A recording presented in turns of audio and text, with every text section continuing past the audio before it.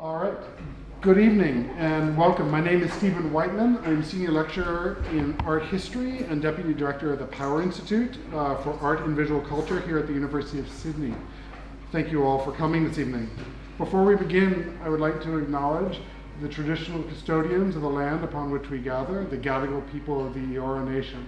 I'd like to pay my respect to their elders, past, present, and emerging.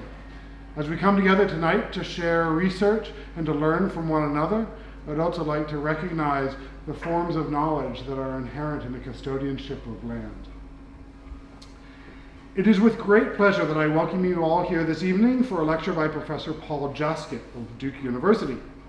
Paul is here as part of a series of workshops and seminars being organized by the Digital Humanities Research Group, of which I am a member. And before I turn to introducing him, I would like to take a moment to thank the organizations and people who have made his visit possible. Funded through a grant from the Faculty of Arts and Social Sciences, the Digital Humanities Research Group seeks to build skills, capacity, and understanding of digital methods in humanistic research at the University of Sydney. Convened by my colleague Francesco Borghese, we are hosting a series of visits over 2017 and 2018, and we would invite you all to come along. You can learn more about the entire series on the Sydney University website, and specifically on the webpage of the Sydney Intellectual History Network. You can also start your renewed interest in digital humanities tomorrow with a seminar that Paul will be giving in Fisher Library, room 218 at 2 p.m., entitled Trouble in the Database, Precision and Ambiguity in Historical Sources. I would also like to recognize the support of the Power Institute and its director, Mark Ledbury.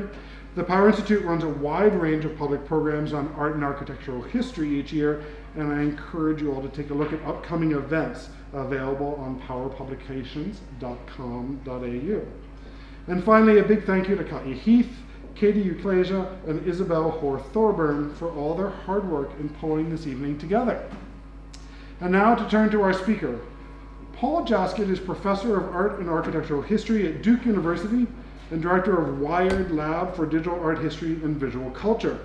A specialist in 20th century Germany, and particularly the Third Reich and post-war periods, Paul's research has been supported by a wide range of grants and fellowships, including the National Science Foundation, the National Endowment for the Humanities, and the Center for Advanced Holocaust Studies. Most recently, he served as the Andrew W. Mellon Professor at the Center for Advanced Study in the Visual Arts, or CASVA, at the National Gallery of Art in Washington, D.C. Prior to coming to Duke and Wired last year, he was Professor of Art History at DePaul University and founding director of Studio Chi, the Digital Humanities Center at DePaul. Teaching and training students and more advanced researchers in digital methods has been a significant part of Paul's practice for years, as he has directed a number of workshops and seminars in digital art history at the U.S. Holocaust Memorial Museum, Middlebury College, Northwestern University, and now with Wired in Venice as part of the long-standing program Visualizing Venice. Paul has also been deeply committed to service to the field of art history. He is a past president of the College Art Association, and more specifically relevant to his digital humanities work, has served on CAA task forces for digital publications, fair use, and guidelines for peer review and publication in digital art and architectural history. Paul's contribution to the field and greater public through his research has been every bit as significant. His first book, The Architecture of Oppression, the SS, Forced Labor, and the Nazi Monumental Building Economy, focused on a broad subject that we find understandably difficult to address in our research and our lives, but is all the more critical for being so: the architecture of totalitarianism, of fascism, and of genocide.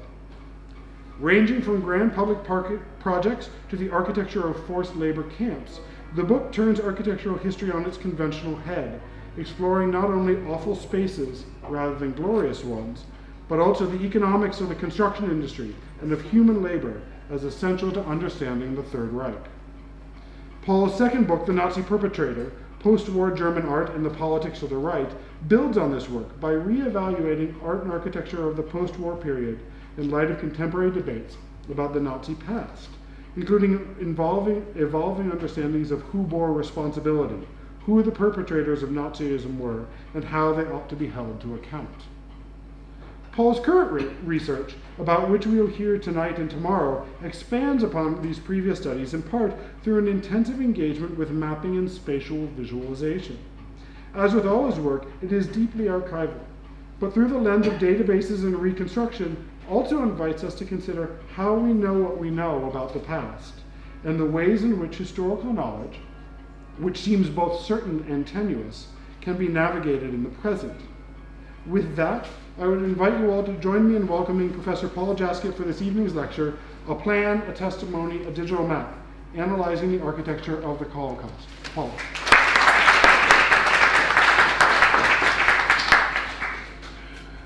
Thank you, Stephen, for that very generous introduction, and I'm very grateful to both the Sydney Humanities Institute as well as the Power Institute for sponsoring this talk. So, looking forward to reconnecting with old colleagues and meeting some new ones.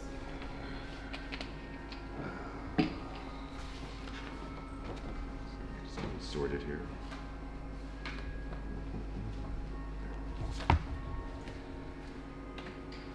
There we go.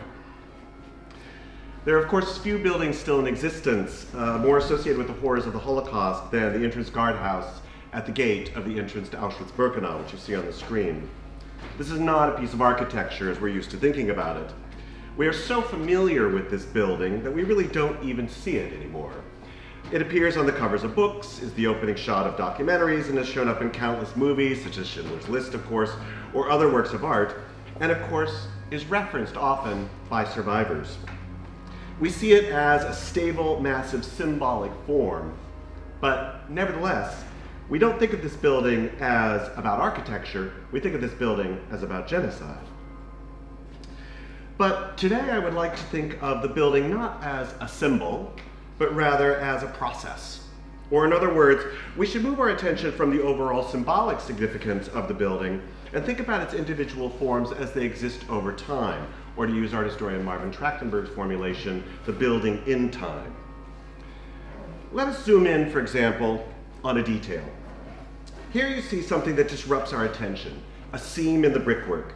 It is just to the right of the central tower as one approaches the facade. Once one sees it, it is hard not to notice it over and over again in the pictures of the building. It has been hiding in plain sight. This seam is the mark of the building as a process, a building that is not static. The extension of the gate of Birkenau, the adding of a new wing onto the building at this seam, indicates a rise in the ambition of the SS in this moment of 1943. These ambitions saw no contradiction between murdering more of Europe's Jewish population and expanding the capacity to work to death tens of thousands of others not immediately sent to their death. But this institutional perspective of the perpetrator is not the whole story, for it had to be constructed. Bricks and stone had to be brought to the site along with cement. Foundations were dug, pipes were laid. Amidst all of this, the bricklayers also clearly attended to detail at a smaller level. For example, aligning the beveled cornice with 3 diagonally placed rows of brick to establish unity with the previous structure completed in 1942. And all of this work, forced labor, of course. We cannot lose sight of the fact that the building represents the actions of victims as well. It is a sign of their oppression, or occasionally their acts of survival. From the generation of designs, to the coordination of construction, to the hauling of materials, to the laying of bricks, the building process was one in which SS goals intersected with victims' experience. They had wildly different understandings of this grotesque site, of course. But it was here, in space, at this seam, that we see the evidence of how individual histories and architectural ambitions converged in 1943. Now, my talk today is about this historical and spatial convergence in the building process. Buildings, of course, are important sites that evidence the ideologically driven plans of the Holocaust. But they also leave traces of the victims that constructed or experienced these places as they moved through the genocidal system. In this sense, they are an ideal and overlooked source for exploring what Saul Friedlander called an integrated history of the Holocaust. For Friedlander, a history of the Holocaust requires both an understanding of perpetrator policies, but also victims' beliefs and experiences. I will argue that the architecture of the Holocaust is one such way of discussing and analyzing a more profound integrated history. These places were designed, built, and experienced, but none of these moments is reducible to the other. They must each be seen in tension with each other as crucial aspects of the history of the Holocaust. To return to the seam in the brick, certainly it is a product of SS ideological ambition. But it is also a trace of the lives and actions of the Jewish forced laborers, some of whom survived and think of evidence like that trace as a way of marking and recalling important aspects of their experience. Our history of the building in particular, and the Holocaust in general, is not one or the other, but rather both. Now, while we will traverse a wide range of evidence tonight, my presentation will look closely at three distinct sources: a plan, a testimony, and a digital map. Each tells us something different. Together, they do not create a seamless narrative, but rather a relational one. Each part conveys a particular aspect of the Holocaust. First, the architectural plan speaks to the development and implementation of the perverse goals of the SS, which included the brutal use of European Jews and other victims as forced laborers. Second, and conversely, the survivor's testimony has little interest in discussing any larger goals of forced labor, but rather focuses in on, of course, the experiential, a personal level of understanding. Here we see the importance of specific events at particular moments and in particular spaces. Third and finally, I will explore how these two different aspects can be modeled in the digital environment. None of these kinds of sources, of course, is a complete history, but together they form what we might call a relational one. A true integrated history of the Holocaust that works towards a total understanding of the event must by definition be a relational one.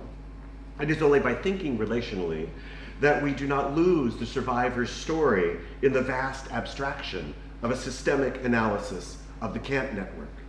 Each is preserved but also kept as distinct, but each is necessary to explain the Holocaust, and the digital map helps us to clarify both. Now, my reliance on digital mapping, a component of what is generally known as digital humanities, is not meant as another attempt to justify the digital humanities as the next big thing, or actually the big thing that it is today. You can read all about that in the New York Times if you want. Rather, my analysis here is a defense of digital mapping as a conceptual model that not only contributes to our understanding of the Holocaust, but also is particularly methodologically suited to the kinds of historical questions we ask of both the Holocaust and architectural history. In many respects, I'm arguing that the Holocaust studies inevitably involves grappling with the vast scale of the event and its documentary evidence, as well as the intimate scale of the individual victim. And it is difficult, if not impossible, to negotiate both of these scales at the same time without the digital. The digital here is not the truth, for a database and visualization in a map have serious limitations, well known to and debated in the digital humanities community itself. But the digital map here functions morphologically. That is to say, it gives form to the relationship of the individual to the systemic. It gives form to that relationship.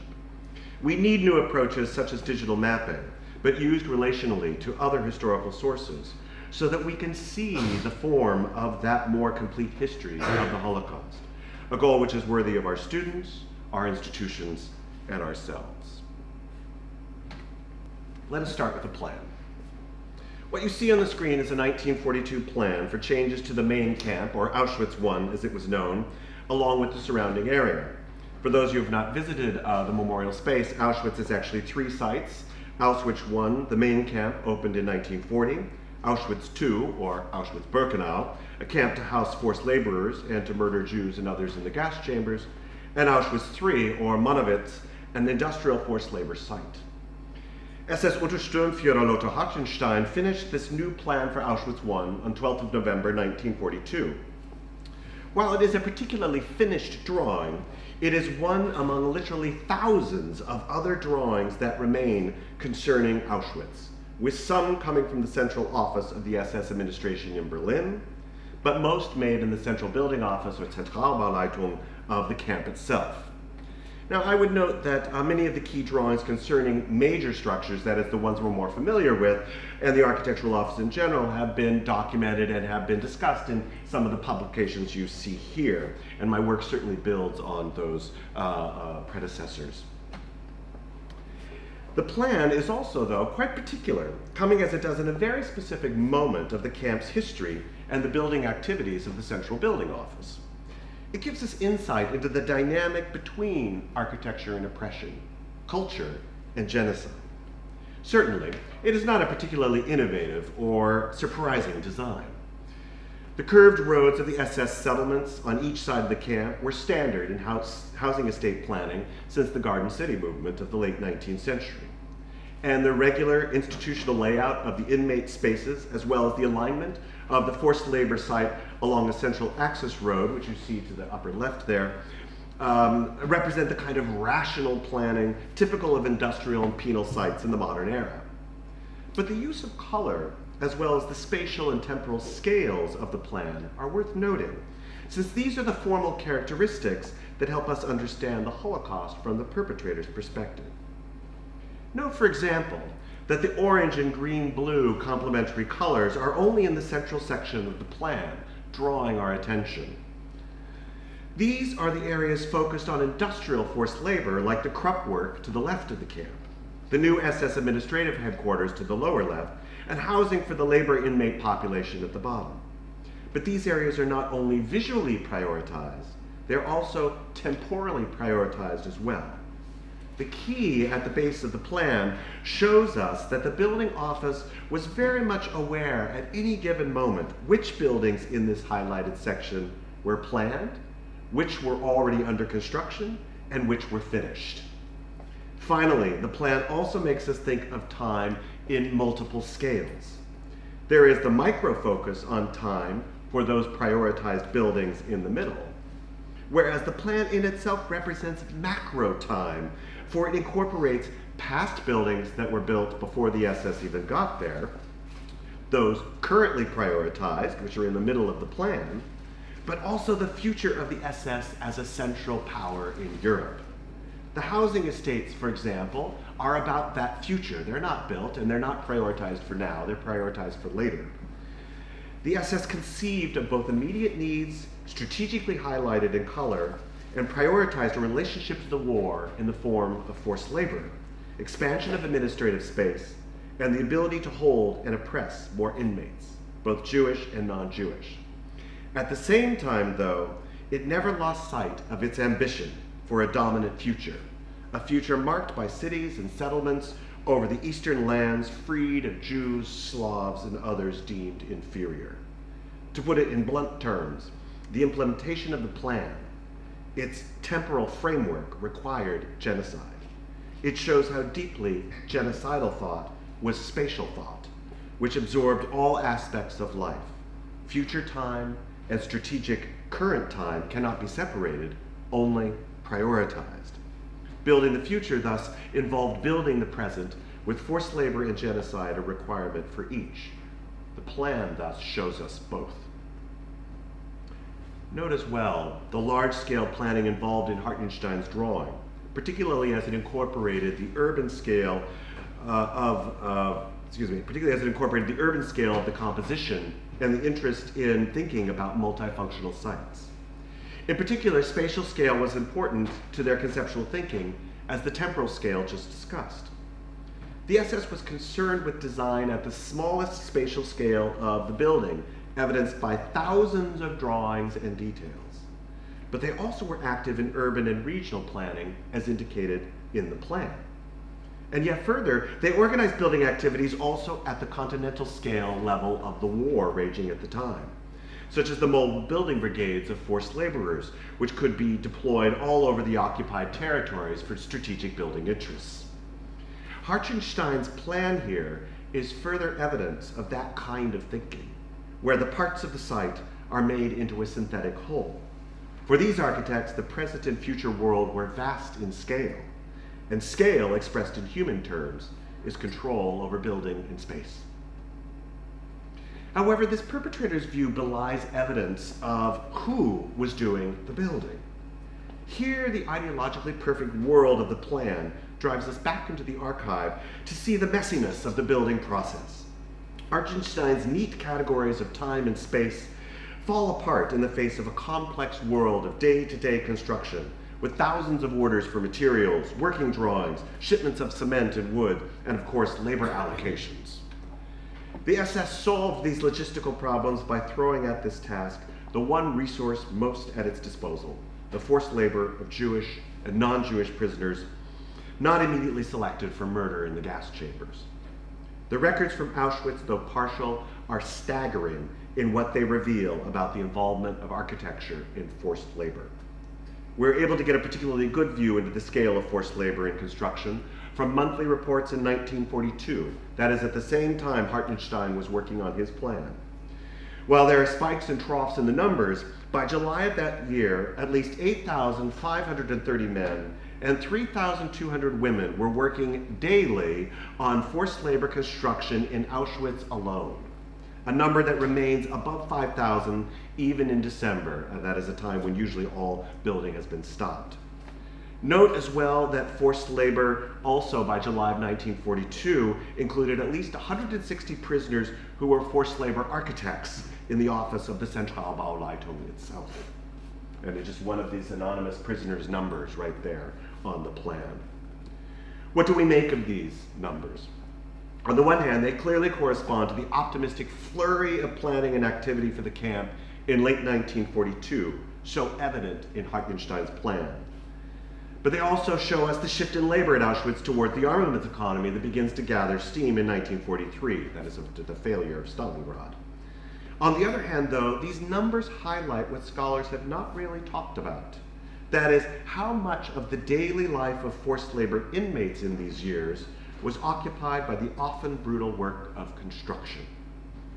Finally, the sheer size of the labor force, as well as its variability, including forced labor architects, highlight what a priority this was for the SS.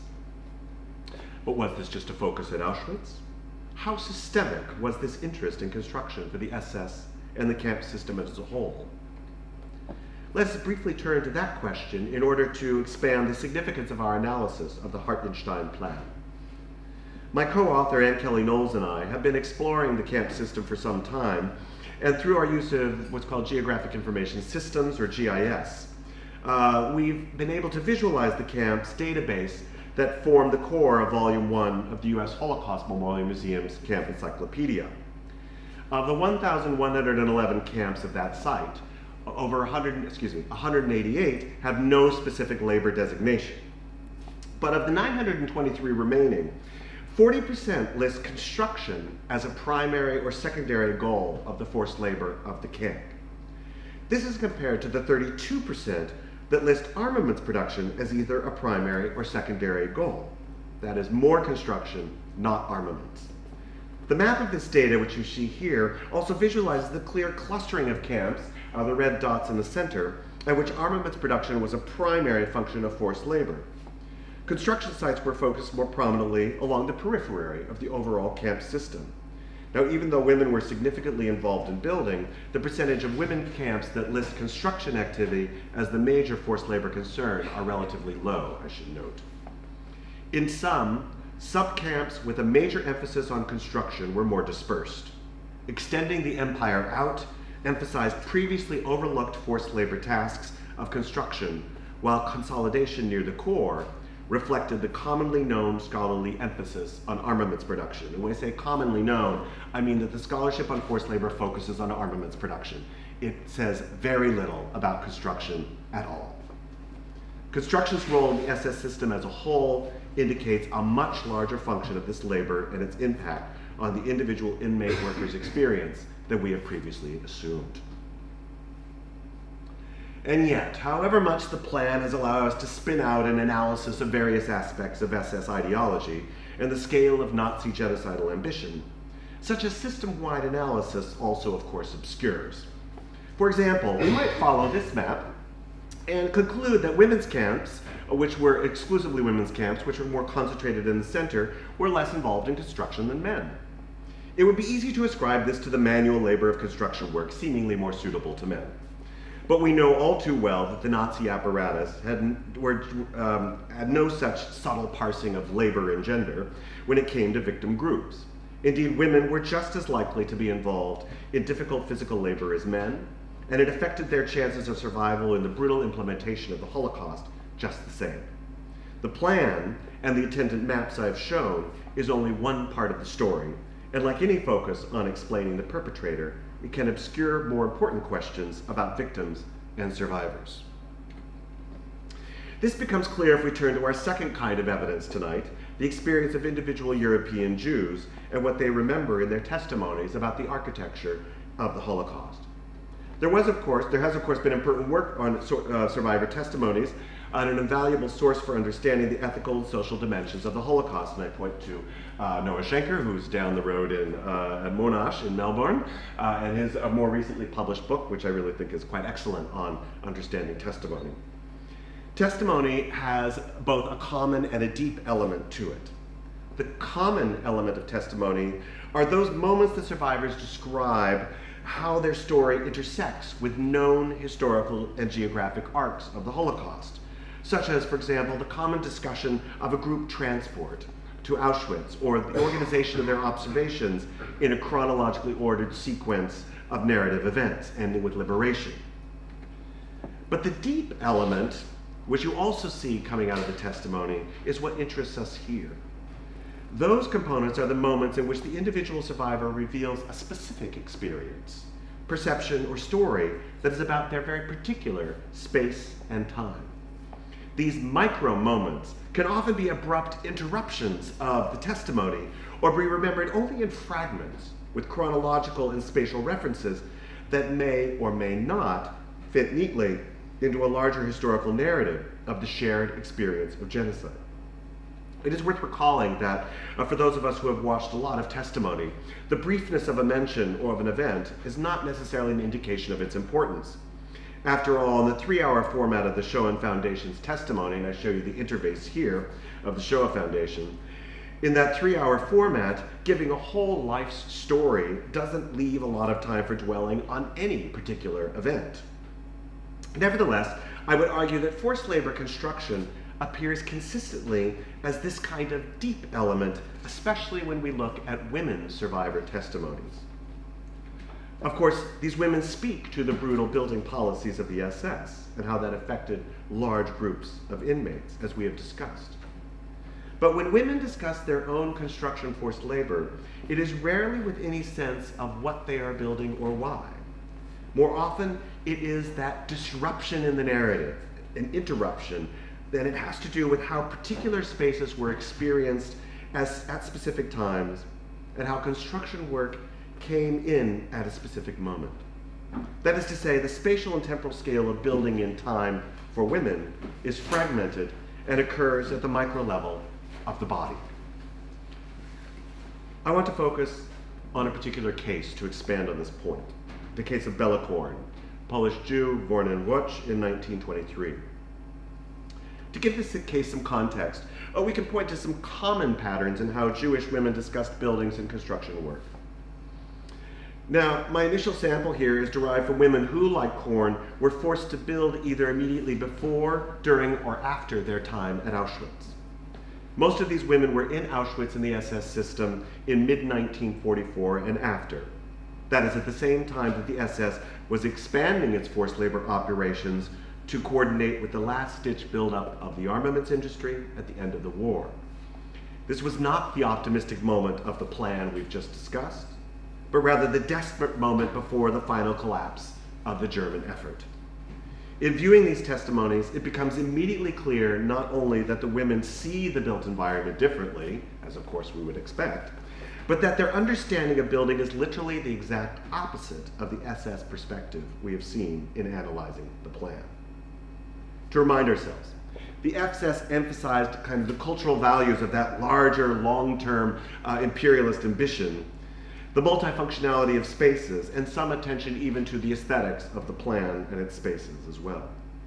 For the women, however, to a person, they can't even see the building as a whole, let alone as a space that was either a synthetic part of an institutional policy or functioned as any kind of architectural or ideological symbol.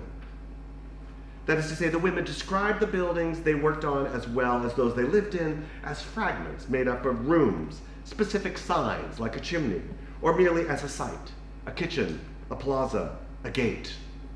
Several of the women merely used the phrase "a place" to describe where they were in the built world. This radical fragmentation of space speaks not only to the trauma of these memories, which are always partial, but also to the reduction of space and building to its most basic constituent element of the here and now. Such inability to see space results from the dehumanization of Jewish victims under Nazi control, in which the necessity of merely staying alive consumes all other powers of perception. In these terms, space in testimony is consistently ambiguous. And yet, as we have seen, Jewish and non-Jewish inmates were involved in not only experiencing these spaces, but also in planning and building them.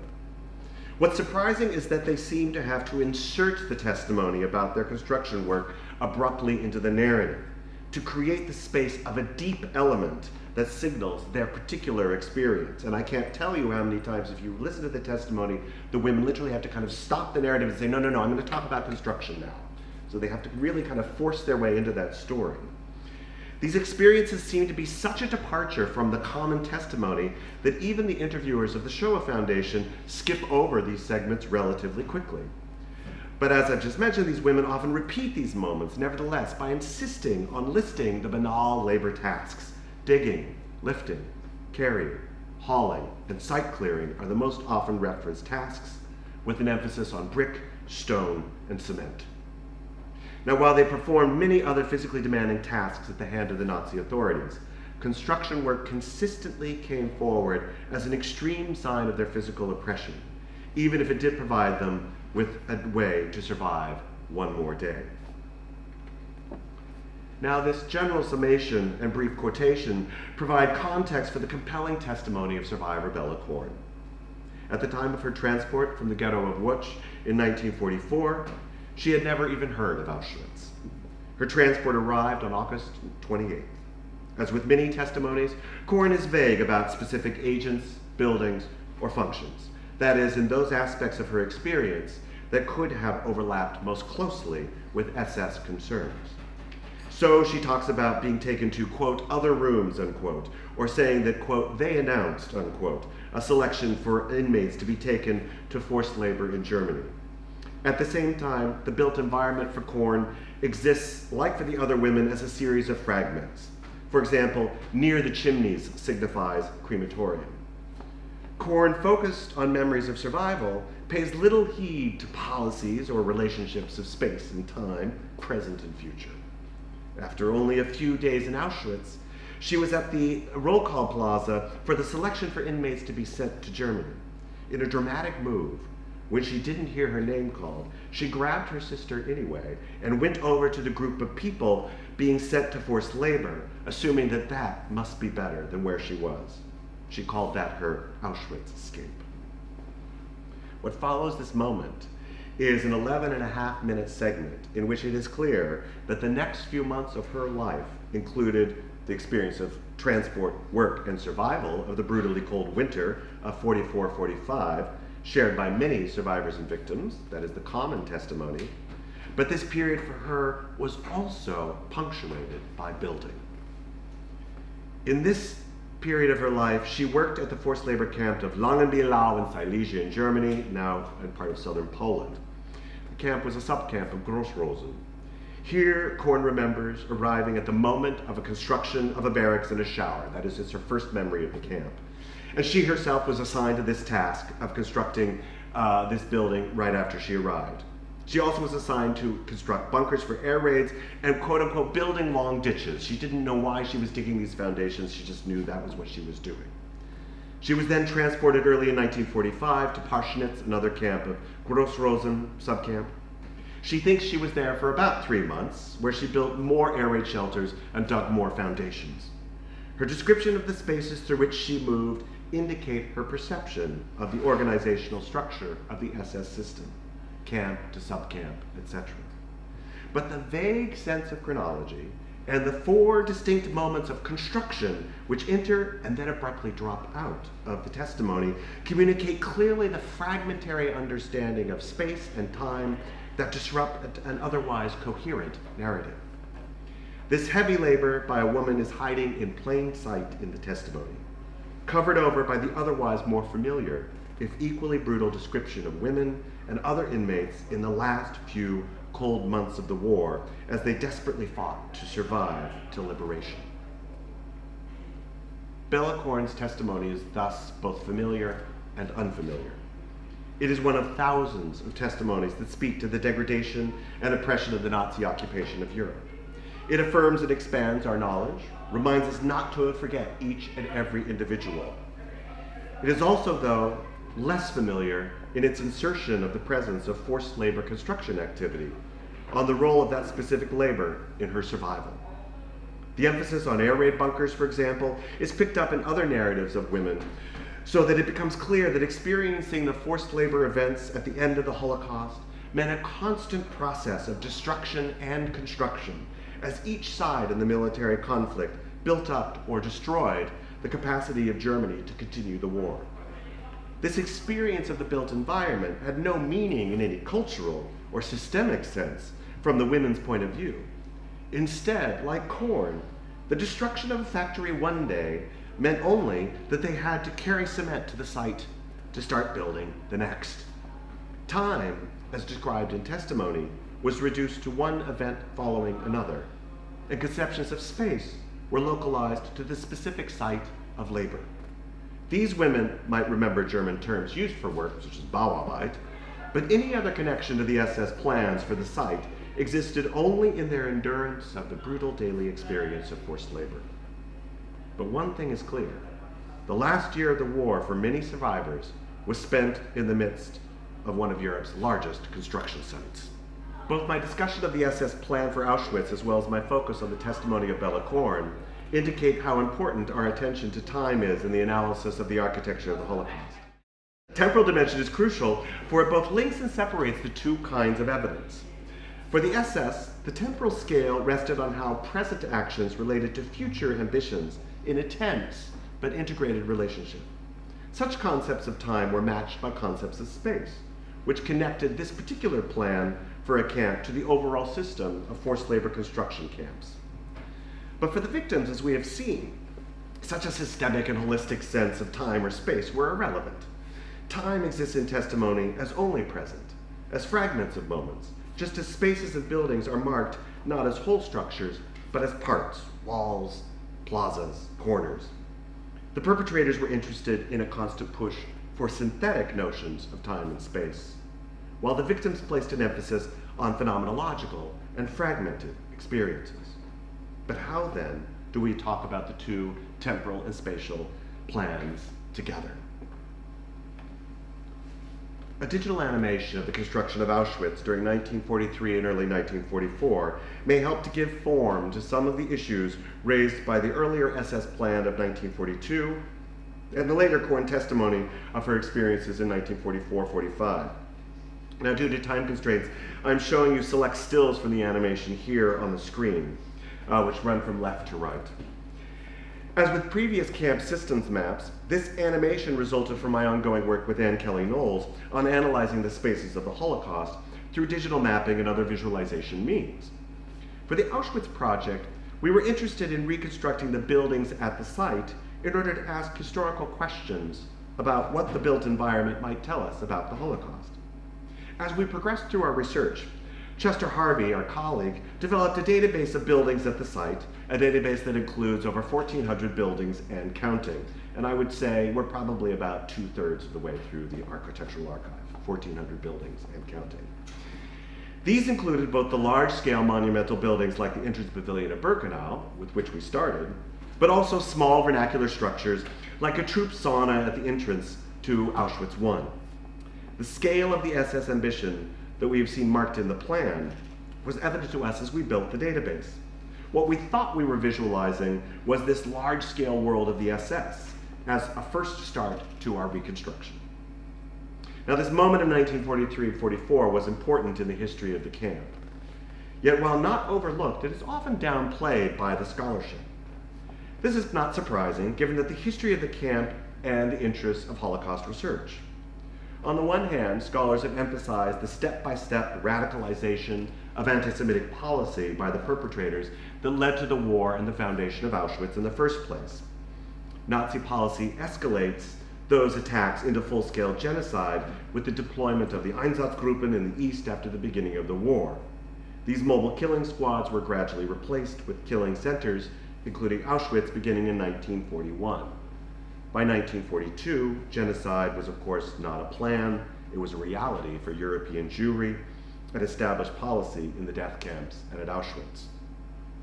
Historians of the site then, at this point in their narratives, tend to direct our focus to 1944, and particularly the arrival of the Hungarian Jews in that summer of 44, a brutal summer in which hundreds of thousands of Hungarian Jews were killed. In addition, for those who did survive, often their time at Auschwitz or through the forced labor camp system also focused on these later years.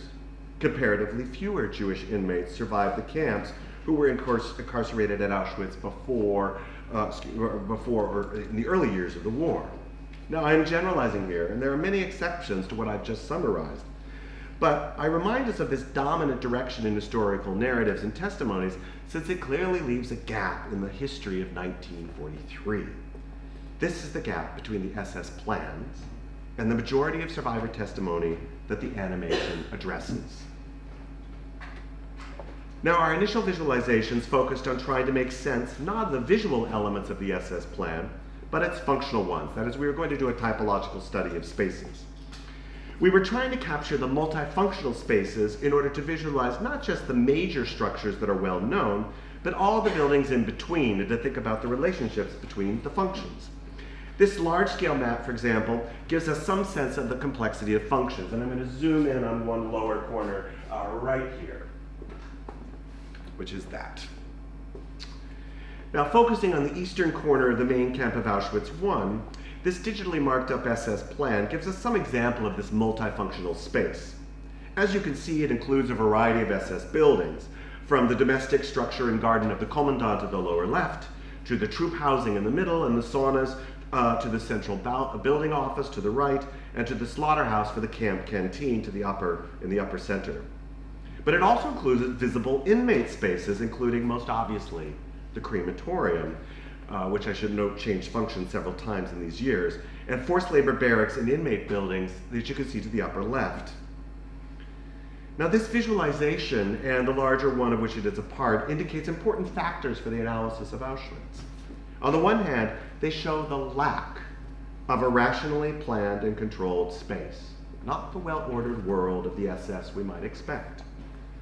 That is, they're putting troop saunas within sight of a crematorium, within sight of a slaughterhouse for the canteen. All of this is within the same space. On the other hand, they also show clearly that these were improvised short-term plans at the moment that put a place of relaxation like the sauna next to a food processing center and the on-again, off-again crematorium. These spaces would be replaced by the long-term order and rationality of Hartenstein's plan. Finally, and most importantly, they show at this moment of 1943 the physical and visual intersection of the world of the perpetrator and the world of the inmate, a world that was in the process of being constructed as indicated by the underlying architectural sketch.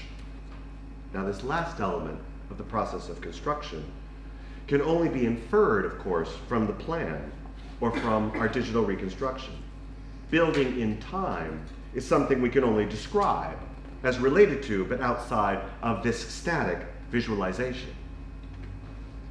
The finalized animation, though, gives us a very different and I believe radically new picture of the gap in time at Auschwitz, one that argues for attending to the architecture of the Holocaust as well as its construction. The animation is a simple visualization of our partial database of construction activity in Auschwitz-Birkenau, beginning in April 1943 and ending in May of 1944. That is just before the arrival of the Hungarian Jews. The light red spaces, and I apologize, it doesn't show up very well on the screen, but the light red spaces you can see particularly well on the left indicate that construction had begun on a building, but it was not yet completed. So it was a building in process. Whereas the dark red and more saturated spaces indicate that it had been completed and turned over to the SS. So you can see here that it's completed. Most of these buildings are completed by May of 55. A lot of activity in the early years of 43, and then a construction zone in mid 43, 44. Now again, I apologize. It should show up better. So, again, sorry about that. But I hope you can see in these screenshots how the animation captures two aspects of the development of the built environment at Auschwitz very clearly. First, it shows the rapid expansion and growth of the physical scale of the camp. Expansion of finished dark red buildings in the visualization exists as an indexical mark of the temporal and spatial conceptualizations of the space. Or to put it in the terms of the Hartenstein Plan of 1942, what we see here is the spatial expansion of the ideological ambitions of the SS to implement its twin goals of extending forced labor in this massive barracks complex, but also of genocide, that is, bringing hundreds of thousands of people in to their death. For this, they would need to expand the capacity of Birkenau to hold forced laborers, but also to have spaces to keep the inmates before their subsequent murder in the newly built crematory gas chambers at the northwest corner of the camp. These goals required larger controlled spaces that were also highly regulated, marked in the organization and expansion of the camp. But second, the animation also shows how sporadic and chaotic that expansion was over this year period of time. There is no set pattern to the process of construction. Rather, such ambitions to expand power, even by the SS, faced the constant day-to-day challenges of the war, of common conditions of building, such as weather and shortage of materials, and of their own brutal hand over forced labor construction. But we can't point to any pattern here. It's not left to right, top to bottom, centered to periphery. It's actually much more scattered than that. That is to say, at the micro, ever-changing image of the construction zone of Birkenau also points directly to the prisoners, to those Jewish and non-Jewish inmates who came into the physically fluid and often confusing environment. Since the digital reveals building in time, it further points to those thousands of prisoners whose daily experience was in constructing this very environment. The animation refers to both ambition and to construction. That is, to the long-term goals of the plan, but also to the short-term experience of the testimony. Another way of thinking about this intersection of temporal scales in space is this graph, based on the same database but visualized in a different way. In other words, we might think about this as a different kind of map. The graph shows how consistent construction activity was over this whole period. So 43 on the left, to 42 actually, we started the database early, 43 and then 44 on the right. The graph shows how consistent construction activity was over this whole period, given that the central building office was in a constant state of activity. It captures the daily scale of building, something so granular that only visualization based on the detail of a database could really help us to see it. But it not only shows us the consistency of construction activity, rather the dips and troughs of the graph indicate the start-stop process of the implementation of the plans of this scale at this moment in the war and with the use of forced labor. Buildings could be finished within a few weeks of planning, or shortages could stop construction for a period, or more brutally, the thousands of forced laborers could be called at any particular moment to another aspect of camp work to fulfill yet a different aspect of the Nazi military and genocidal ambition. In addition to indicating the central building office perspective, though, the graph also references the activity of prisoners, their real life, this is a daily graph, not only in construction work, but also in an ever-changing built environment. The peaks and valleys of this chart emphasize a constantly shifting physical world, one which was visually unpredictable, making their experience of space ever more fragmented and random. That is to say, the graph shows the spaces that appear not in the polished plans and memorandum of the SS. The graph illustrates exactly what the testimony describes. Why would any survivor remember a plan, or have a total concept of a site, or understand the relationship of one building to another? Indeed, our graph indicates that such disjointed memories are not only the product of the nature of testimony 50 years after the end of the war. The graph is also, and surprisingly, much closer to visualizing the actual character and experience of spaces in the camps themselves. In a world of construction, of physical violence, and of constantly adjusting plans and ambitions, the fragmented description of spaces and labor so evident in Bellicorn's testimony and others are the most accurate descriptions. That is what the architecture of the Holocaust looks like, and that is what Korn described. The digital visualizations thus help us to consider anew our historical sources. But they also bring us back to the historical question of an integrated history posed at the beginning of this talk. The graph and the animation are, of course, abstractions. They do not represent reality any more than any other computer environment. The code, the database structure, and indeed the projecting machine itself are just part of the mediating role played by the digital environment in which we have reduced human actions and experiences to pixels and bytes. These partial and faulty representations, though, still show the indexical power of the digital environment when used for historical analysis. They do not represent reality, but they do refer to real plans, actions, and experiences. They mark the traces of history and give them form, preserving both the resonance of the overall plan of the SS, but also marking the daily experience of the built environment and forced labor construction of the Jewish inmates. The animation and its attendant graph references both. It makes us ask questions of both, but it does not reduce one to the other. They are spatially related, and that relational moment of their physical confluence singles as well their relational history.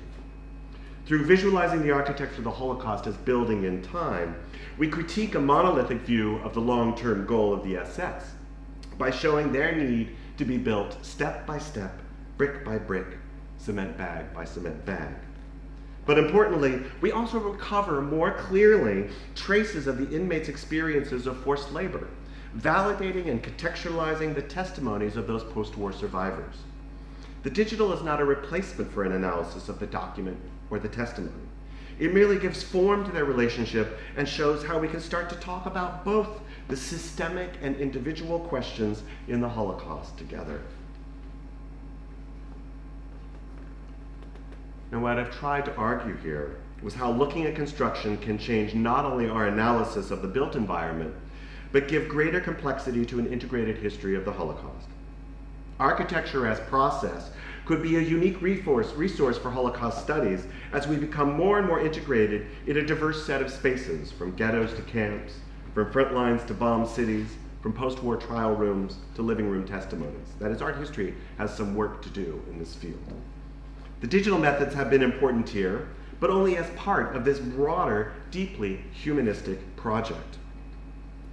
Attending to architecture not only gives us a side history, but a central component of the overall implementation and experience of the Holocaust. If we do not attend to questions raised by the seam in the wall at the entrance of Auschwitz-Birkenau, we lose sight of fundamental characteristics of the perpetrator. But we also cast the terrible experience of forced labor construction by thousands of victims into darkness. The trace of their experience, which resonates with the testimony of many women survivors, must be remembered but also explained. As I hope I have shown, visualizing building as process goes a long way towards just such an explanation. Thank you.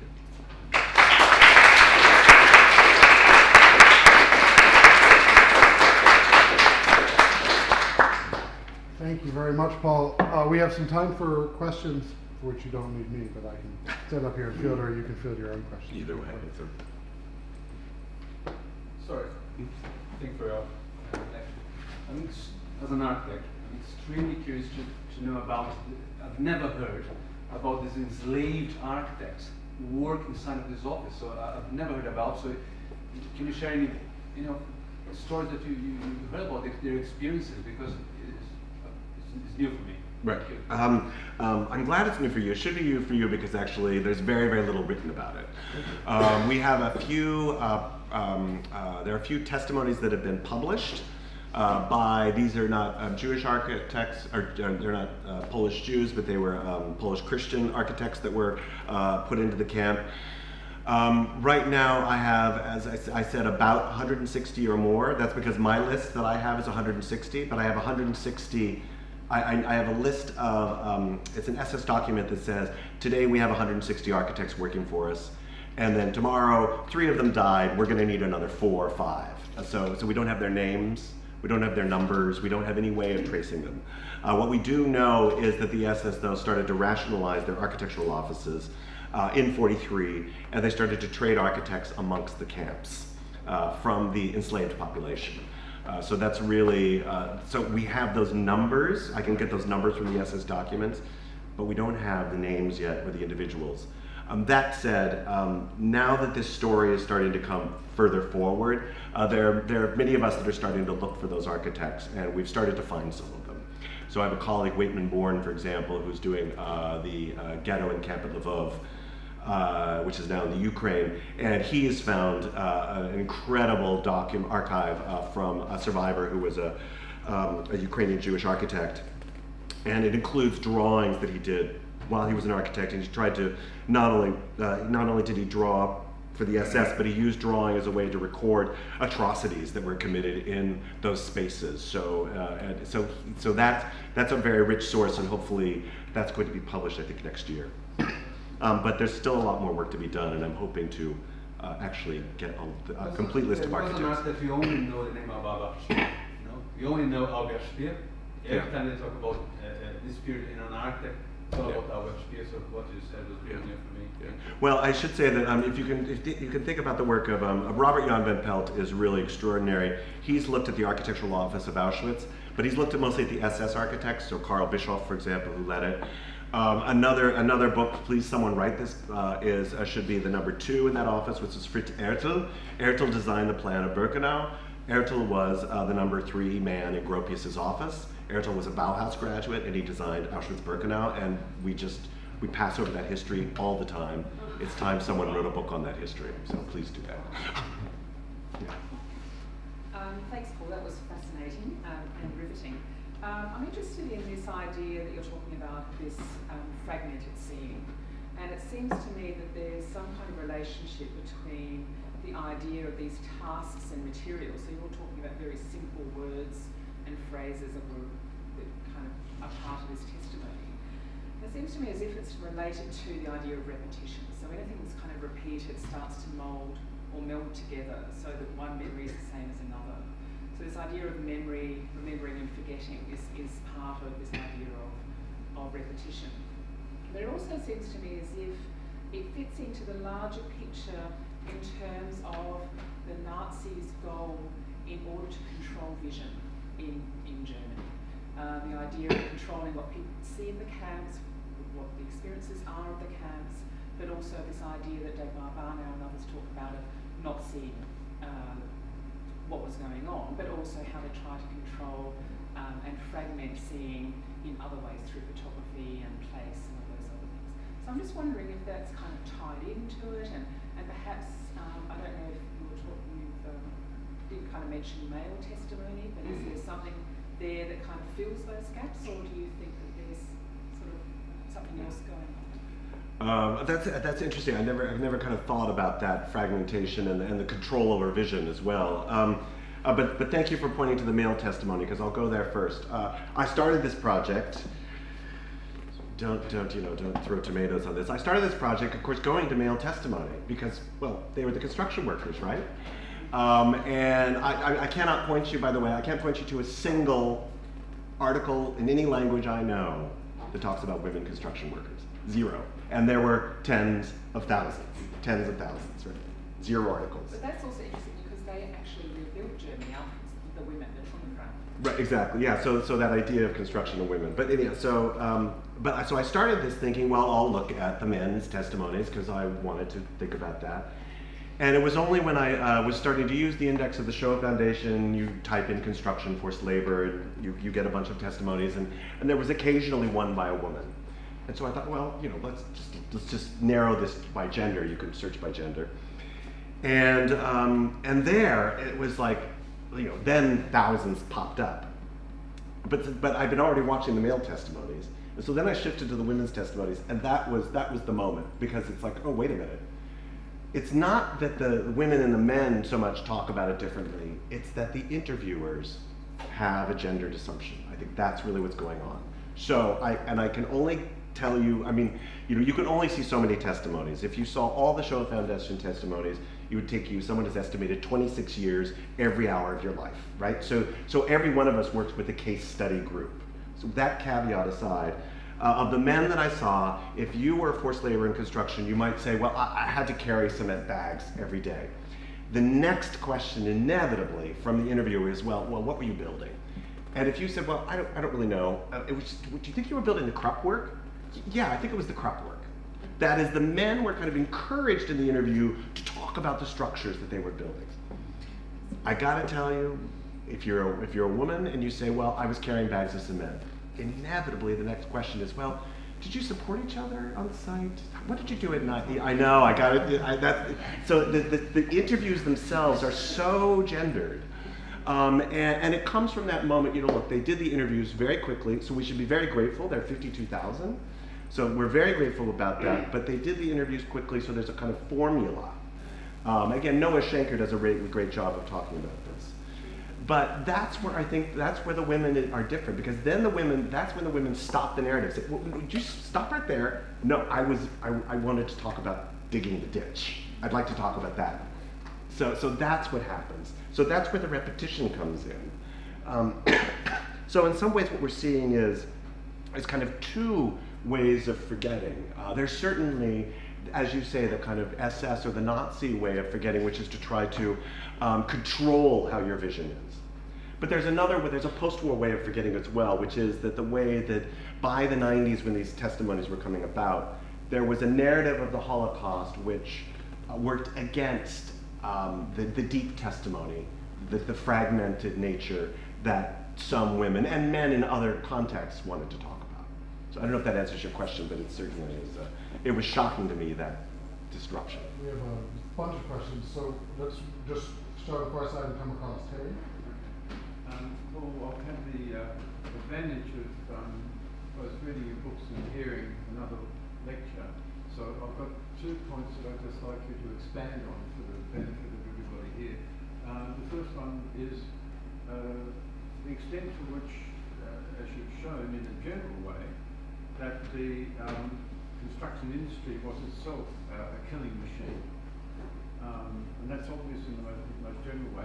But it's always puzzled me a little bit about Auschwitz-Birkenau itself, whether the buildings that were built within the actual camp area were themselves always entirely functional, or were some of them built in order to kill off the people in their labour, given the difficulties with some of the crematorium at certain points. So that's question one. The second one is, I didn't understand until I heard you give a lecture in Pittsburgh that a lot of the actual construction work that the inmates did was actually building the village of Auschwitz outside the camp. And it may be useful to expand on that a little bit so we can understand why so many people died building so many different buildings. Okay, I'll start with the second one and then wrap up to the first one. Yeah, the building outside the camp is, I think it's difficult for any of us who work on Auschwitz. If you go to Auschwitz today, and let's say you walk from the train station, it's about a kilometer and a half, something like that. You pass all these kinds of buildings. About half of what you're going through is buildings that were either highly modified by the SS or built from scratch. And there's of course not a commemorative. There's nothing, right? So you don't know that as a regular tourist. It's just invisible. And so I think that's what's important to me about that Hartenstein plan of thinking about those housing estates, The SS really saw this as a world. They were it was a cultural ambition. They were building a city. They were building a vision of houses, kindergartens, garages, hotels, places to play, places to enjoy, raise your family. This was the world they were building, and they were building it with forced labor. And so that invisibility, I think, is really, and it relates also to the invisibility that happens in the testimony, right? When we go to testimony, we think of the memorial spaces, and that's really important, but what happens is we then strangely isolate the Jewish experience from the actual experience of that complex world of perpetrator and victim. So when we go to Auschwitz, we think about this is the Jewish victim space, but we then, again, isolate it from this more complex world for obvious reasons, which are good reasons, but at the same time leave us actually with an incomplete understanding of that built environment, that as a result an incomplete understanding of those victims, for example, that were forced to build a hotel across from the railroad station. Well, people died there too. We should remember that site as well, but we don't. So that, I think, is a really, that complex world is something that we're very much interested in working on. And one thing that Anne and I are doing right now is we're moving into ghetto spaces. And so we're moving into essentially downtown Krakow, which was a space both, which was isolated in terms of a Jewish ghetto, but it was also a site of forced labor construction activity by the occupying Germans who were going to rebuild this as a quote-unquote German city. So Krakow itself is an everyday world in which forced labor was everywhere. So that's another way of addressing that issue. But getting though to the kind of the first question you asked, which is the kind of question of whether the construction is a killing machine, that is whether construction was meant as to implement genocide purely. I can't think of an example of that. I can certainly think of an example in my earlier work on stone quarry forced labor camps, where people were forced to quarry stone just to kill them. That's clearly the case. In Auschwitz, though, and especially if you go further east, so in the ghetto system and then the other camps in the east, there was never, I don't know of a building that was used only to kill. There was never a task. We don't find, for example, what you find in more of the German territory itself, where people were forced to carry bags of cement just to carry bags of cement. Some survivors speak to that, but they usually say, well, I think I was just being forced to do this, but I don't really know. And I've never seen that in any of the SS documents of labor assignments. I've seen people forced to carry bags of cement. We're talking about probably a 30, 40 pound bag of cement. Your job was to carry that for 10 hours. And then the next day you carry it again for 10 hours. I don't know how anybody survived, honestly. But it was always for a purpose. I think what's important for me is when I stumbled on those labor statistics in the Auschwitz building office, I don't know of any building site, including Berlin under Speer. I don't know of any building site that employed 10,000 workers every day. This is the biggest building site I know. You mean they assumed they had an inexhaustible supply? That's right. Yes, and that was the kind of the genocidal ambition, is that they didn't care whether you lived, and when you did die, what the SS recorded, it didn't record your death. It recorded the number of deaths, because the next day, well, you needed 20 more people or 100 more people. It was a kind of so there's the machine. There is the destructive machine. It's in the bureaucratic process of construction, but not necessarily in the construction itself. The way you framed it is, as I understand, memorializing, in a sense, conceals the process of labour and construction. I wonder, I'm right in thinking that it was the Soviets who liberated Auschwitz-Birkenau, and they, in fact, constructed the first museums there shortly after the liberation, about 46. Is that right? Well, Soviets and survivors that joined the Soviets. And in that construction of those museums, which continue to the present, how much did they change Yeah, well, it was even before that. I mean, almost as soon as Auschwitz was liberated, the wooden barracks in particular became kind of fodder for everybody, meaning both survivors that stayed in the displaced camps there, but also surrounding the Polish community. There was free wood. So it was wood to build, to repair your house, or to, for firewood. And so the barracks started to disappear quite quickly, actually. So that built environment started to change rapidly.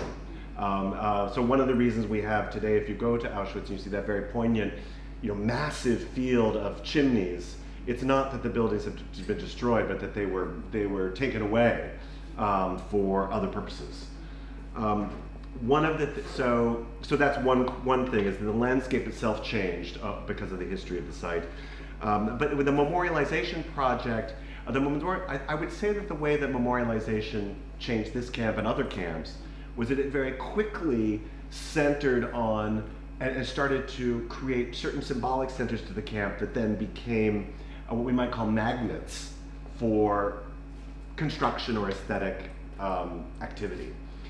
So that's the entrance pavilion. The entrance pavilion, for example, was one of the first memorial sites. And so the entrance pavilion just becomes this space where people ritualize and they come back to commemorate resistance or death or memories. And that's what starts to shift the attention away from the larger structures. And that's when the rest of the buildings also kind of collapse. So I think that memorialization function, and I think that's natural, right? It happens at Dachau, it's the same in Buchenwald.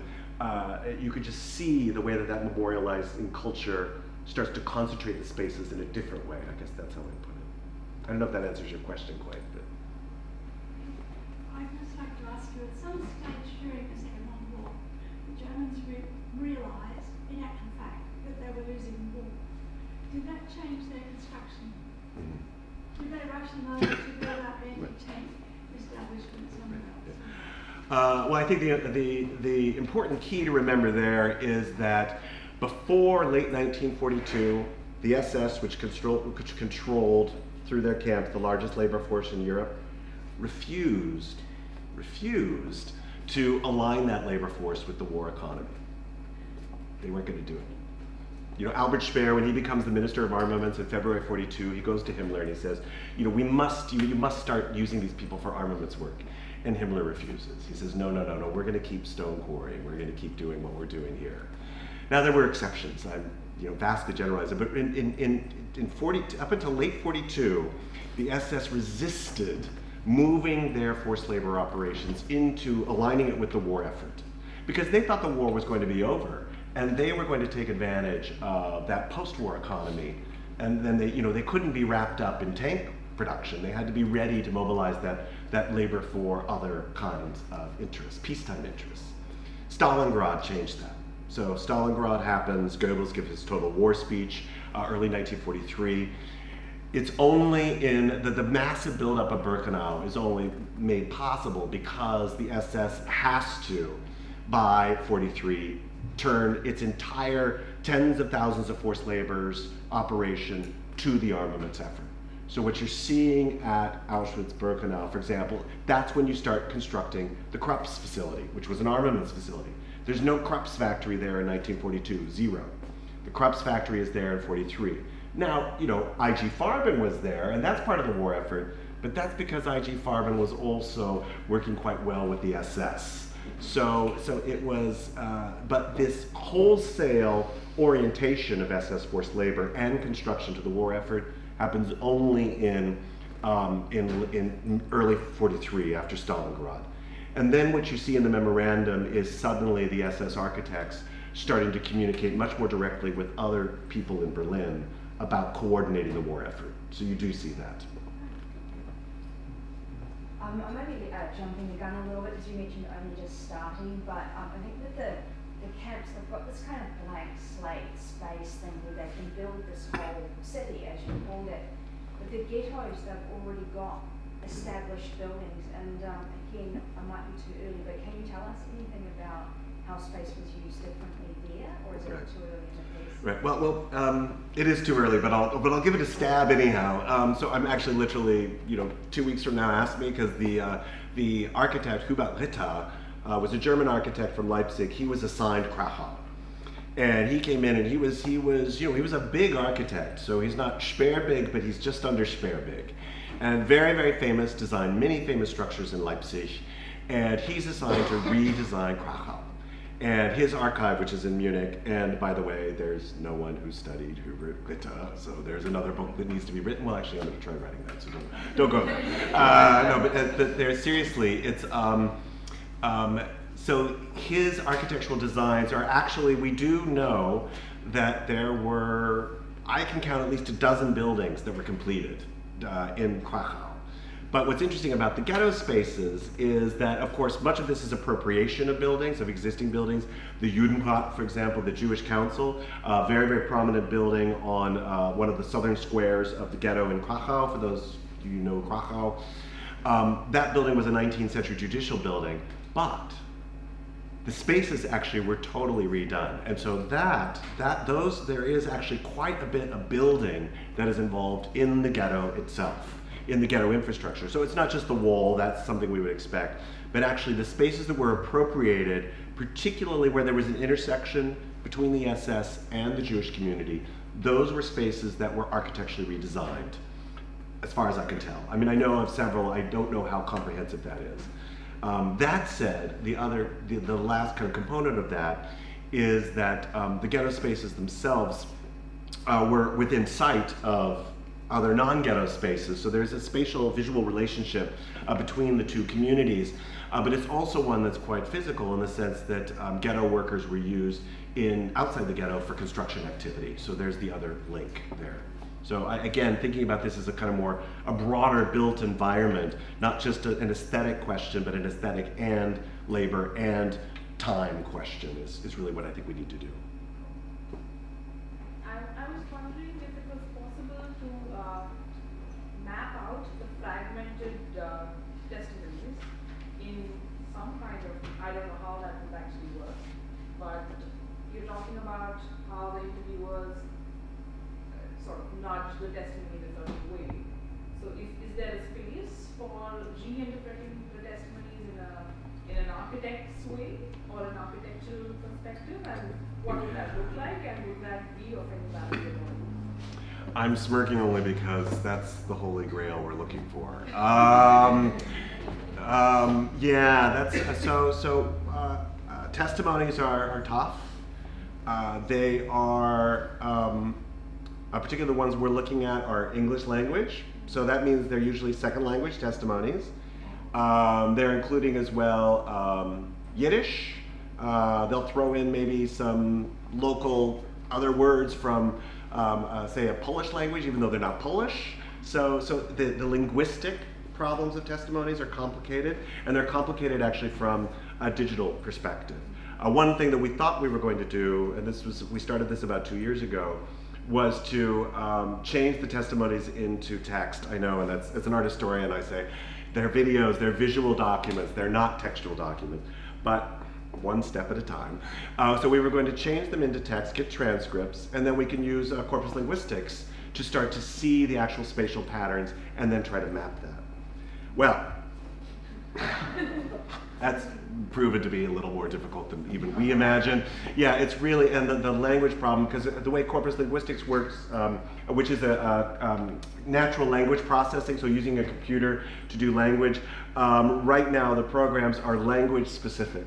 So you can't do, for example, you can't analyze grammatically someone who isn't speaking in the appropriate grammar of the language itself. And so the digital methods are not yet there to do the kind of work that we want. That said, there are corpus linguists. We're working with some people in the University of Lancaster who are, precisely because of the linguistic complexity of testimony as well as the ambiguity of spatial evidence, they're interested from a computational question. They think that might be also for them really a golden egg, because corpus linguists are trying to take that, to try to break this kind of linguistic problem. So we'll see. Yeah, that's the best I can do for now. It's very difficult, and I thought it would be easier, but it's not. Terrific paper, Paul. You mentioned at the beginning that the value add of the digital, correct me if I misheard you, was the linking of two spheres or domains, one the personal and one systemic, or systematic one. I was wondering if you could reflect for us, please, on the methodological payoff of the digital, with the capital D. Because as someone who's interested in works in genocide and Holocaust research, I see here visual history, which is a visual term preceding digital, I guess, by 10 years or so, and oral history.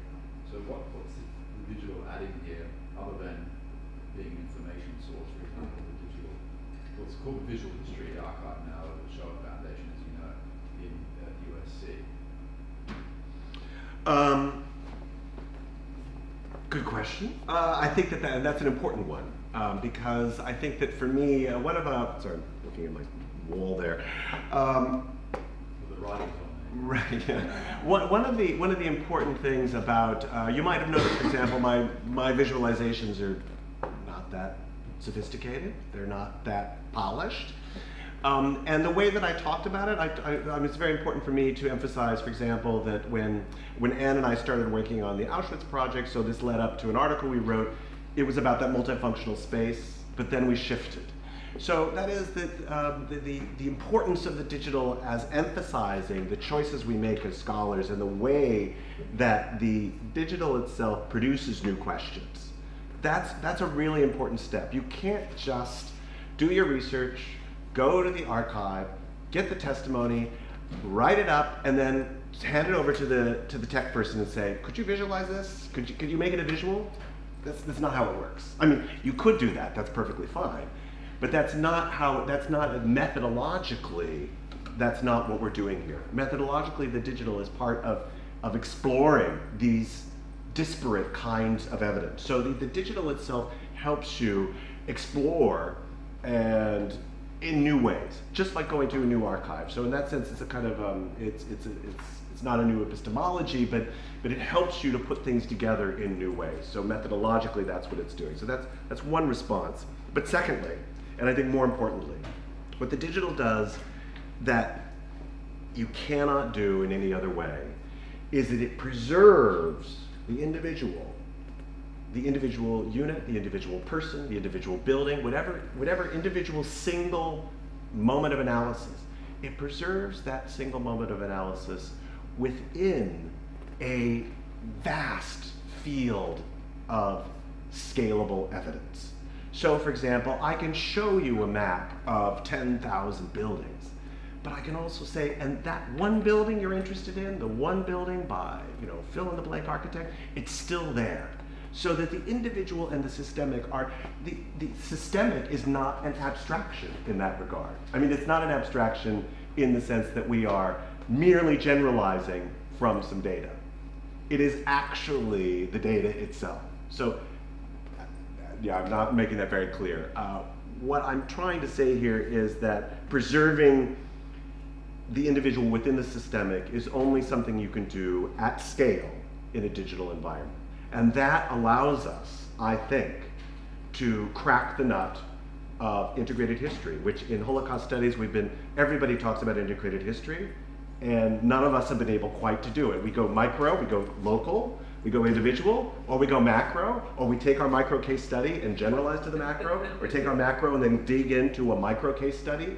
But what a database structure does is it allows you to keep every single ghetto, every single camp in sight at the same time you're thinking in the system.